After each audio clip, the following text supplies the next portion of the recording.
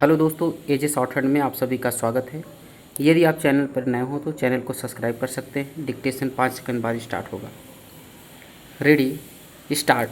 महोदय, जब तक अहिंदी भाषी हिंदी को हृदय से स्वीकार नहीं करते तब तक वह राष्ट्रभाषा का स्थान नहीं पा सकती, और यह तभी हो सकता है जब वे यह समझे कि इसमें उनका भी योगदान है और उन्होंने इससे केवल लिया ही नहीं बल्कि इसे कुछ दिया भी है, और उन पर कोई दूसरी भाषा लादी नहीं गई है, बल्कि यह उनकी ही भाषा है।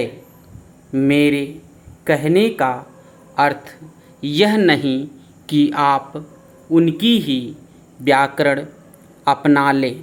इसका अर्थ यही है कि आप उदारतापूर्वक जितना ले सकते हैं ले लें।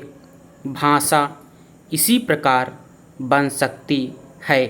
यह भी आवश्यक नहीं है कि उसको स्वीकार करने पर आप वही लिखना आरंभ कर दें, परंतु जो वे लिखें उसको आप गलत ना समझें।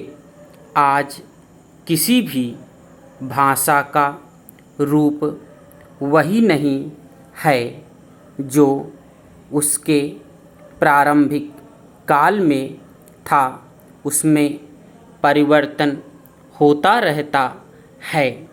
हिंदी के इतिहास में भी आपको यही बात मिलेगी।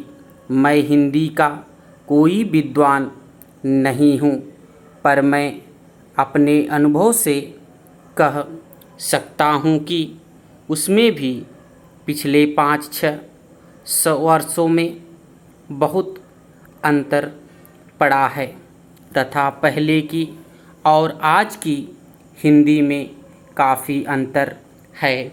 इसलिए नवयुग में जब वह देश की भाषा बनने जा रही है तो उसमें थोड़ा अंतर करना भी पड़े तो वह स्वीकार कर लेना चाहिए, जिससे उसका अन्य प्रदेशों के लोगों के साथ मेल बैठ जाए।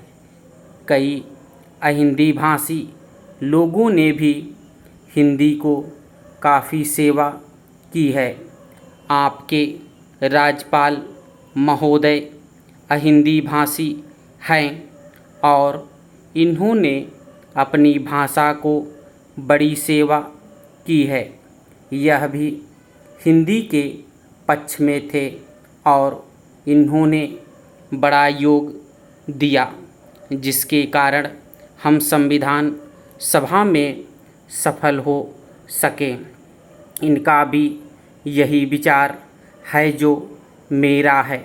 मैं चाहता हूँ कि इनको भी हिंदी की सेवा करने का अवसर दिया जाना चाहिए। उसका फल हिंदी के लिए और देश के लिए अच्छा होगा।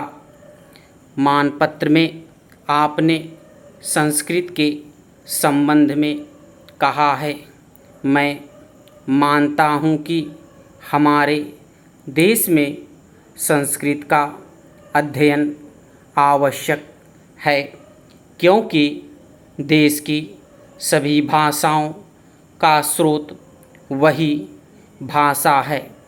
संस्कृत से हमारा संबंध अटूट है। इसकी पढ़ाई लिखाई कम हो गई है। यह हमारे लिए दुख की बात है। मैं आशा करता हूँ कि इसकी उन्नति होगी। स्टॉप।